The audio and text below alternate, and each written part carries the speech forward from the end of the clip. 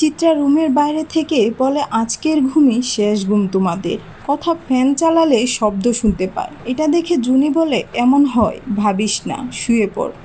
হ্যাঁ বন্ধুরা, এমনটাই দেখতে পাবো আমরা কথা সিরিয়ালের আগামী পর্বে। অগ্নি কথাকে চাদর দিতে গিয়ে দেখে পাখা নিচে পড়তে যাচ্ছে। অগ্নি কথা আর জুনিকে বাঁচিয়ে নেয়। বাড়ির সকলে এসে দেখে পাখা নিচে পড়ে আছে। চিত্রা এটা দেখে বলে, কিভাবে বেঁচে গেল ওরা? আমার ছেলের জীবন নষ্ট করতে এসেছো। আমিও দেখব কিভাবে বাড়ির বউ হয়ে উঠতে পারো। তখনই কথা টেবিলের একটা স্ক্রুড্রাইভার দেখতে পেয়ে বলে, এটা এখানে কেন?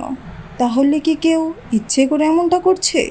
জুনি চিত্রাকে মা বলে ডাকলে চিত্রা বলে, মা বলে ডাকবে না আমায়।